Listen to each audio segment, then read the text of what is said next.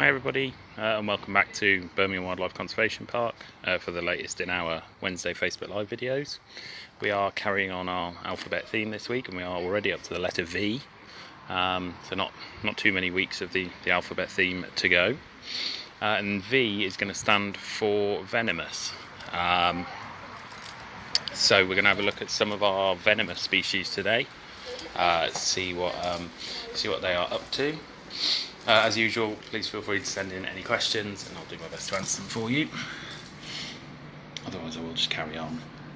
So yeah, we're starting off with our Komodo dragon here, Pete. But before we start, I will kind of just clarify venomous, poisonous and the difference between the two. So if an animal is poisonous, it means if you eat it or ingest something from it and you get poorly, that is a poisonous animal. Venomous animal is something that when it bites you or stings you or even maybe scratches you or something, that's what causes you to get ill. So it's that difference between you ingesting something or them kind of, for want of a better word, injecting something into you. So venomous being the latter of the two there. So we've got 4 venomous species here on site, Komodo dragon here being one of them. Hi Mary, hi Judith, hope you're okay. So Komodo dragons have got 2 glands in their lower jaw which secrete several kind of toxic proteins, which is kind of what constitutes and makes up their venom. Komodos generally use this to hunt and catch prey. So these proteins kind of stop blood clotting, they cause low blood pressure, and a number of other not very nice things to their prey when they bite them. But this does mean that they are kind of able to bite their prey.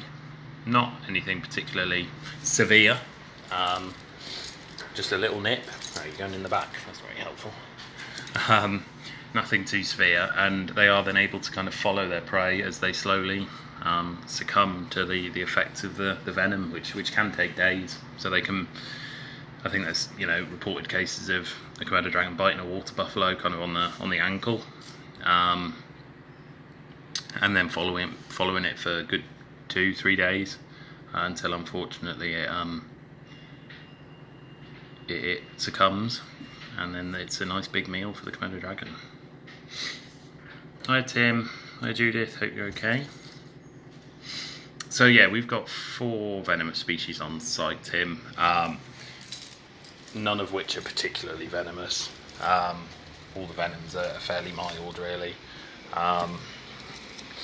With these species, you're coming outside in the sunshine. Good boy. Thank you, Christina. Yeah, so like I say, none of them are particularly venomous. You could even argue with some of the species, such as the Komodo dragon, that it's not a true venom. Same with some of the other things we're going to be seeing in a little bit, but yeah, we will. We'll kind of have a look at that later on. No, we don't have anything super venomous here. So yeah, like I say, so Komodo dragons there is a bit of contention around whether they are venomous or not, or whether it is just these kind of toxic proteins. But it is generally considered a venom, because obviously if they bite you, you do get poorly from it. So yeah, that's kind of why they are classed as venomous. So yeah, out of our venomous species, 3 of them are reptiles, and then we'll have a look at the other one, because the other one's a bit more of an unusual one. Yeah, he's loving this hot weather. He's out and about quite a lot at the moment, having a good little wander around in and outside. Looked like he was about to go for a dip in the pool before we came on the video, but he thought against it. Hi Sue, hope you're okay. Right, we will move on to our next venomous species. We are heading to the reptile house now. we'll go and pop in there. We did see these two species last week in the video, but we will just have a little bit more of a detailed talk about their venomousness, whatever the word is. And we'll go and have a quick look, see what's going on in there. Yeah, we'll spend a couple of minutes with each species, and then we will head over to the final one. So yeah, venom can be used in different ways. Like I say, it can be used to catch and subdue prey. It can also be used as a defense mechanism, and yeah, it kind of depends on the species in question what they use it for. So we're going to have a look at two species in the reptile house. Yeah, I haven't seen him in the pond recently, Tim, but I'm sure he does have a bit of a dip in there every now and then. Here's one of our red ruffed lemurs just saying hello. Oh, both of them are there. Bless him. Right then, so beaded lizards are a venomous species. We haven't got the best view, we can see a tail there. So that's going to have to do for now. You have the curly tail at the front as well, but we're not talking about you today. We're talking about the beaded lizards at the back. So the beaded lizards are, again, similar to Komodo dragon, a venomous species of lizard, mildly venomous. If they bit a human, it would be more kind of swelling and pain and things like that, rather than any major effect, as far as I'm aware. Again, they've got some glands in the lower jaw which secrete the venom and things like that. And again, they generally use this for subduing prey. They do also use it as a defense mechanism as well. Where they're from, they do have a number of predators and things like that. So their venom can actually be used as a defensive mechanism more than anything else, really. Yeah, Pete's grown a lot, Rachel, since he first arrived. He's shot up in size, bless him. He has been here 4 years now, I think it is. So yeah, he's grown up a bit since then. Oh, I'm glad, Christina. That's really nice to hear. So Tim, it depends on the species. Generally, it's just being a bit more wary and a bit more careful with them. Like I say, they're all fairly mildly venomous species that are very kind of unlikely to bite, or if they do bite, to actually get any venom inside you. We've got shields and things for working with the reptiles and things like that, so that's an extra kind of precaution. But yeah, there's nothing too major with them.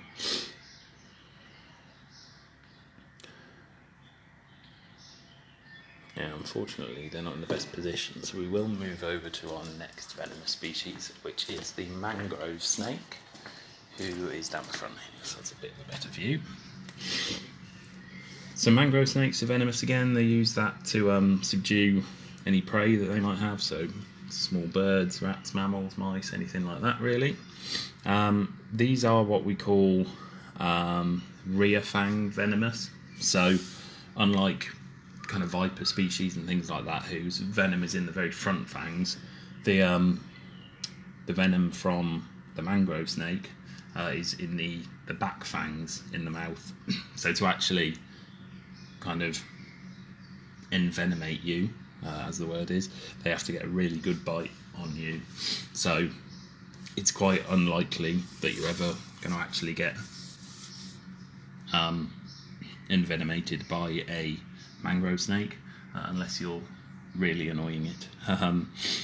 Obviously, like I say, it is used on prey more than anything else, so when they've caught a mouse or a rat or something, as they kind of move it through their mouth, those rear fangs then kind of inject the venom into the prey, which does then help them to subdue the prey and make their little snack a little bit easier to get down. So these guys have obviously got a fairly unique coloration, not unique coloration, but almost a warning coloration with the bright yellow on them. like I say, they are mildly venomous. There's never been a reported fatality human-wise, as far as I'm aware. You can get some nasty reactions, but yeah, mostly it's nothing too major.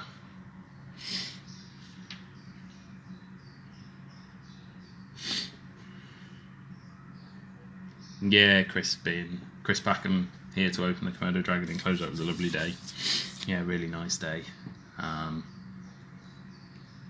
Yeah, he's a very nice man. Bless him.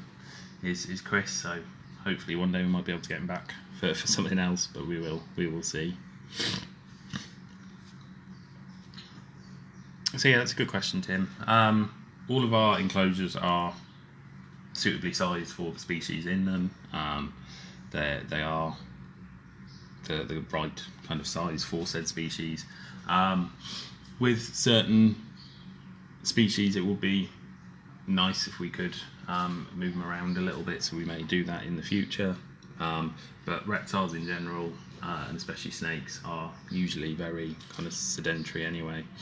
So yeah, they don't move around too much as it is. So they're perfectly fine in where they are. So we just treat these like any other kind of enclosures, do a quick spot clean, things like that. They've got doors on the backs of the enclosures, so that's how we get into these ones here, through the back. And then yeah, we just do usual spot clean, things like that. Obviously, just with the venomous species, it's just being that little bit more careful, just in case they decide to have a little bit of a go. Having worked with both the beadeds and the mangrove snakes, the mangrove snake has never had a go at me, personally, touch wood. And the beaded lizards are fairly alright. Again, you have to really be an annoying one to get a bite from one, so yeah, they're all good. Well then, so we will now move on to our last venomous species, which is a venomous species of mammal, and in particular a venomous species of primate, which is a bit of an unusual one.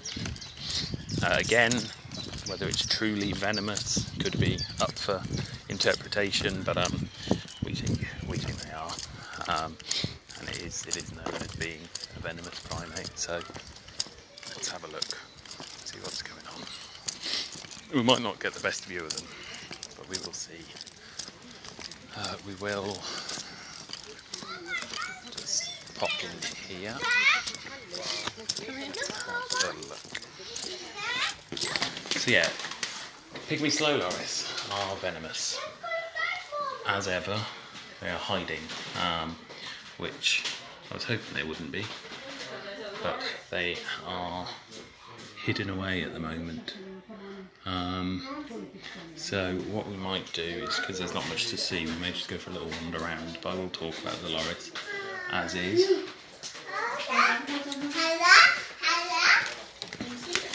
where are we? So we can at least have a look at this here. So this is obviously our Pygmy slow loris,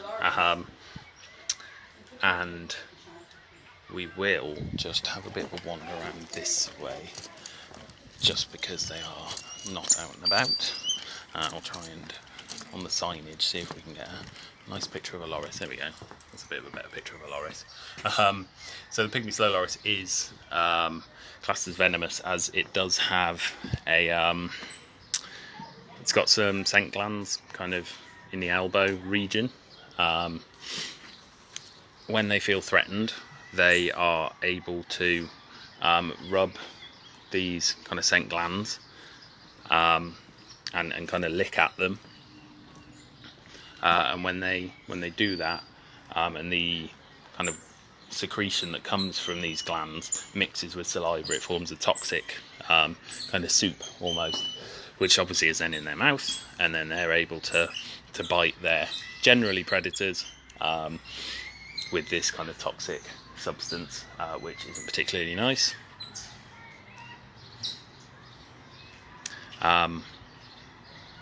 And yeah, they, like I say, they use their venom for sorry, the lemurs are just having a shout. They use this venom for deterring predators, which they have plenty of in Southeast Asia, and then also subduing prey as well, such as kind of small insects and things like that. It is quite effective against those kinds of things. Against humans, they can have a nasty effect. I've not heard of anyone personally getting bitten by a pygmy slow loris, but I have heard kind of stories of them producing quite nasty. I think they've possibly even been fatalities from them. So I think it really depends on the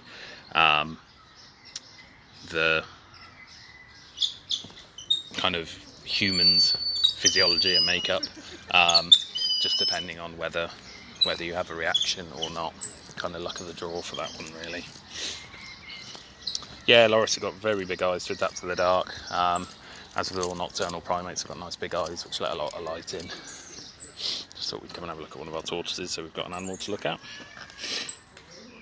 And that is pretty much it, venom wise. Had a quick scoot around all our venomous animals.